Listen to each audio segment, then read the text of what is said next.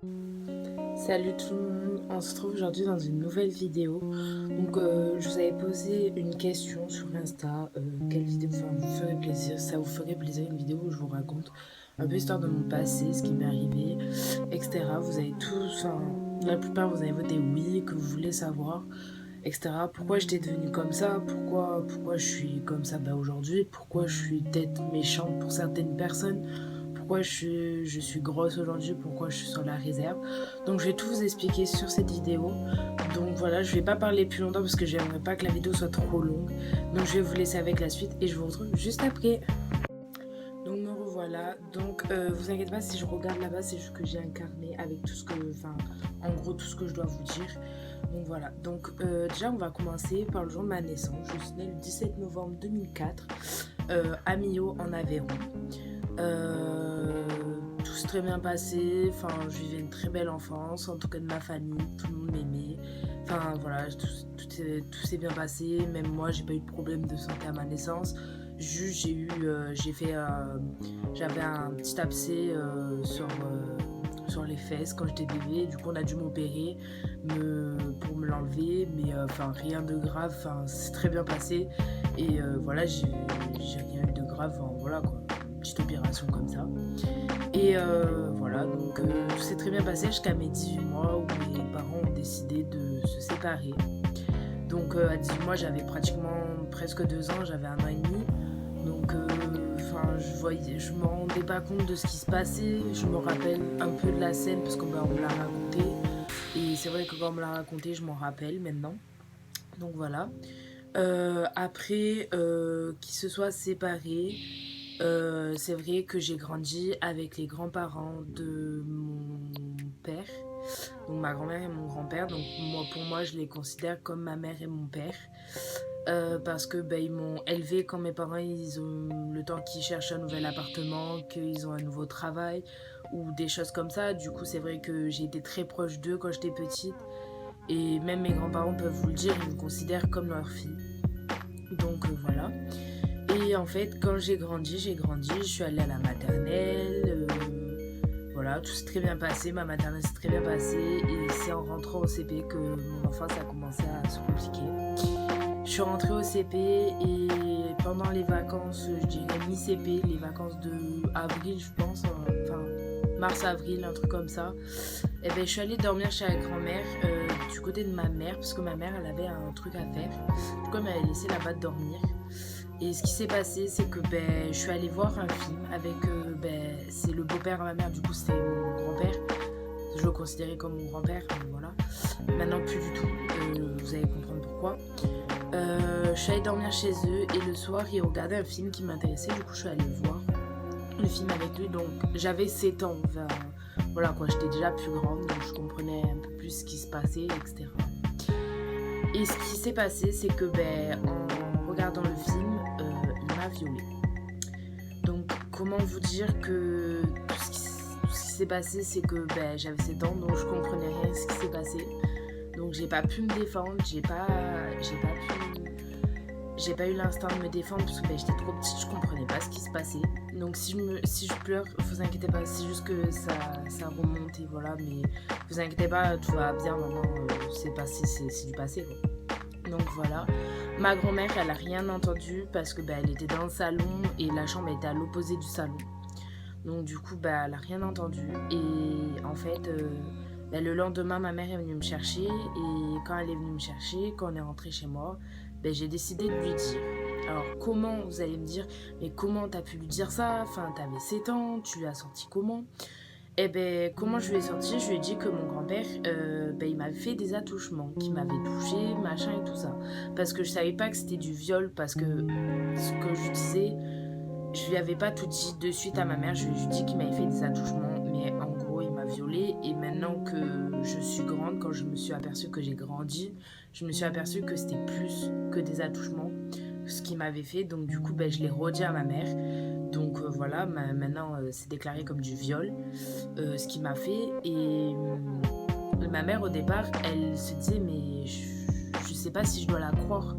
Je sais pas si je dois la croire, elle a 7 ans, ça se trouve elle raconte de la merde. Non, j'ai pas raconté de la merde, elle m'a cru et franchement franchement, je la remercierai jamais assez de m'avoir cru.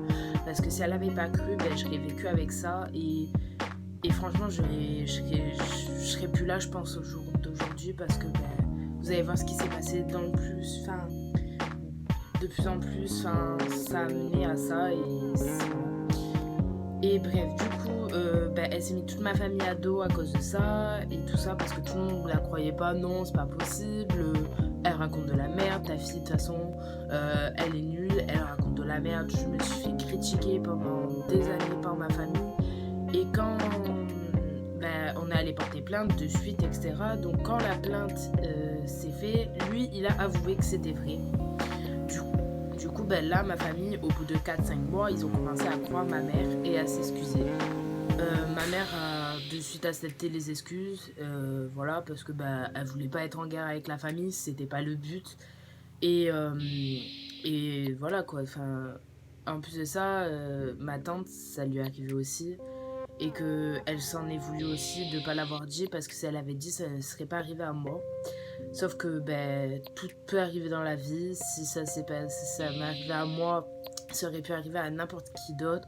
Cette personne était gravement malade mentalement, donc du coup je pense qu'il se rendait pas compte de ce qu'il faisait, mais c'est une erreur impardonnable. Donc d'ailleurs ma grand-mère a divorcé avec lui dès qu'elle a su ça. Ma grand-mère s'en veut toujours aujourd'hui, ma mère aussi, toute ma famille s'en veut de m'avoir ma tante s'en veut de ne pas l'avoir dit, ma mère s'en veut de m'avoir laissé, ma grand-mère s'en veut de ne pas avoir entendu.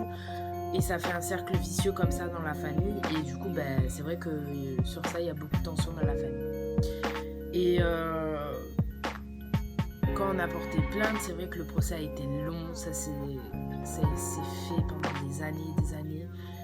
Et en fait, moi, à 7 ans, pour pas l'avoir dit à tout le monde, pas l'avoir dit, je le vivais mal clairement, et j'ai commencé à me renfermer sur moi-même, à manger, à grossir, et je me faisais insulter, il y avait plein de gens qui se moquaient de moi, à l'école on m'harcelait, et les gens s'en rendaient pas compte de ça, mais ils savaient pas ce qu'il y avait derrière en fait, parce que je le disais pas, je gardais ma carapace, je me laissais faire. Et c'est vrai que comme ça, j'ai construit ma carapace de Maïli, quoi. Maïli la grosse, Maïli la nulle. Voilà, j'en ai un des insultes. Mais surtout, si ça vous arrive, parlez-en. Parlez-en parce que c'est quelque chose que vous allez regretter si vous n'en parlez pas. Moi, j'en ai parlé qu'à l'âge de 14 ans, donc l'année dernière. Et vous voyez ce que ça donne aujourd'hui. Ça donne une image d'une fille qui s'est fait harceler pendant plus de 7 ans. 6 ans et demi, on va dire. Une fille qui pendant 6 ans et demi a fait que grossir et que maintenant elle arrive plus. Se renfermer sur soi-même, c'est pas avoir d'amis, ou avoir très peu d'amis. Être soi-même, c'est bien. Montrer votre image en fait, parce que c'est pas si vous renfermez sur vous-même, vous allez gâcher votre vie. Concrètement, moi j'ai gâché 7 ans de ma vie là, parce que j'aurais pu profiter avec des amis, j'aurais pu profiter avec ma famille et je l'ai pas fait, parce que tout ça m'a dit c'est renfermé sur soi-même. Voilà, si vous vous ouvrez, si vous en parlez, vous verrez que ça vous arrivera pas. Si ça vous arrive, ce genre de choses, parlez-en. Même le harcèlement, parlez-en. C'est un truc qu'il faut pas le garder pour soi. Faut en parler. Si vous en parlez pas, ça vous attire que des problèmes. Concrètement, ça vous attire que des problèmes. Donc moi, heureusement que j'en ai parlé. Et voilà. Après, je pense que je vous ai tout dit sur ça.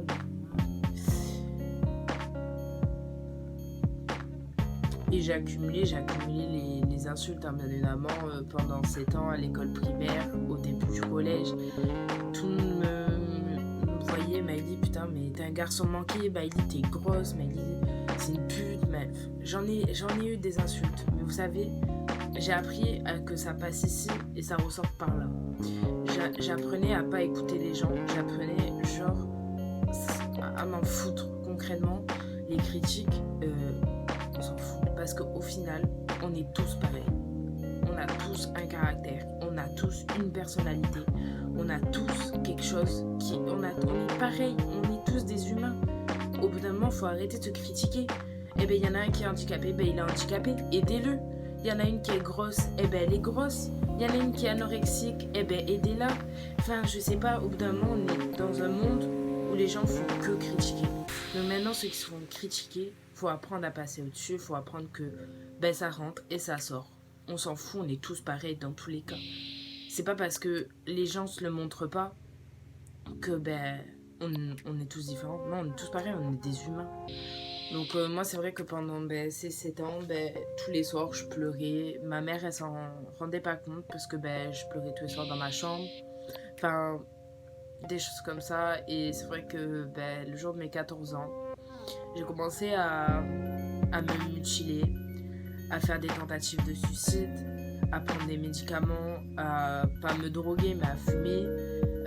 Enfin, plein de choses comme ça. Et c'est vrai que ma mère là elle s'est dit mais il y a quelque chose, enfin c'est pas normal qu'elle devienne comme ça alors que je lui disais toujours non mais je ferai jamais, je fumerai jamais, ce genre de conneries c'est nul, enfin voilà je lui disais ça et là elle s'est dit il y a quelque chose et là j'ai dû avouer à ma mère parce que je peux pas lui mentir à ma mère, elle sait quand je vais bien et quand je vais pas bien et là c'est vrai que j'allais pas bien du tout et en fait du jour où j'ai fait ma tentative de suicide et que j'ai fini à l'hôpital, là elle s'est rendue compte que ça devenait grave. Et c'est vrai que là quand je lui ai sorti tout ça, elle avait plus à parler, elle se disait mais pendant 7 ans elle a vécu ça, mais comment elle a fait pour tenir, comment. Parce qu'en fait ma mère elle a eu un peu la même histoire que moi et du coup elle se sent, tout ce que je lui dis, elle ressent la douleur que j'ai en moi et du coup elle me comprend.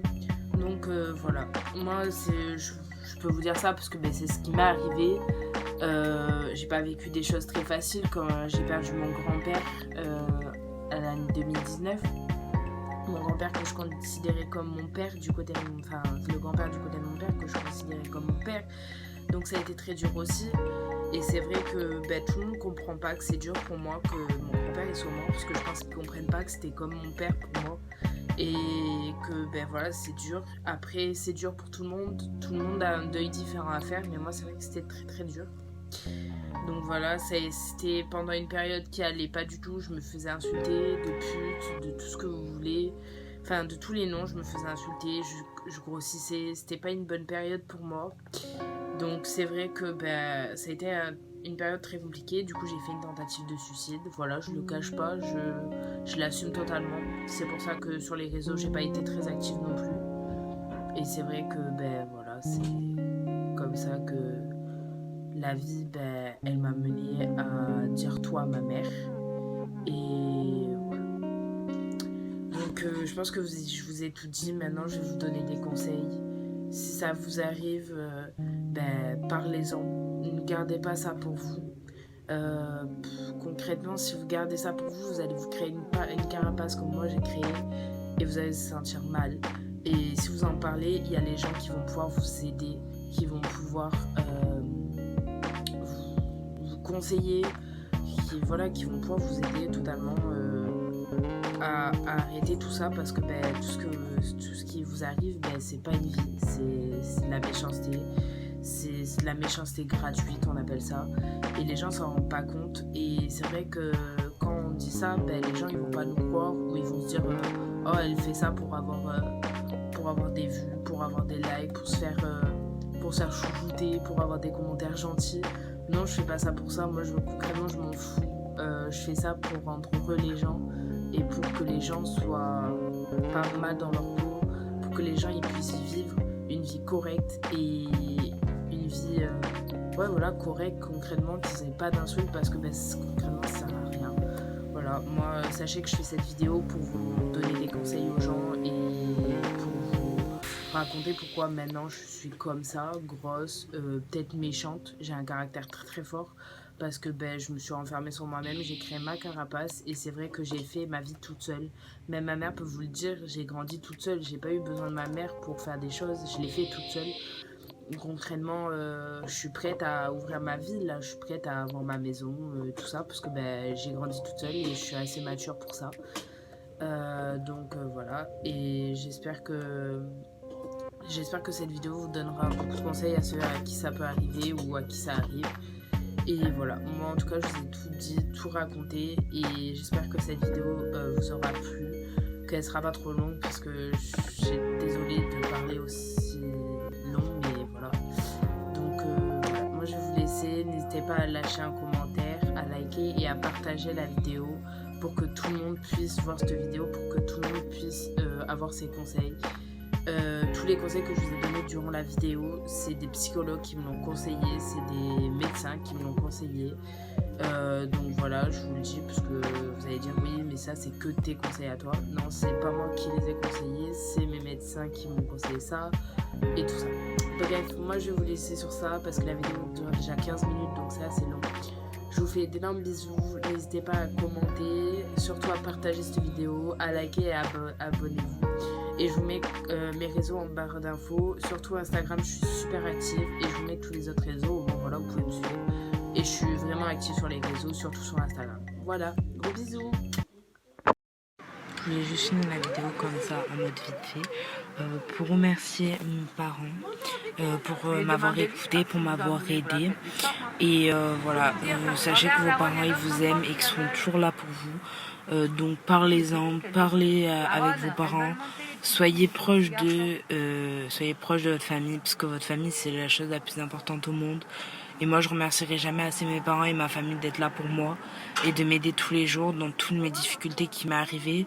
Et du coup, voilà, c'était juste pour remercier mes amis proches, ma famille et mes parents pour tout ce qu'ils ont fait pour moi. Voilà. Bisous les gens, je vous aime.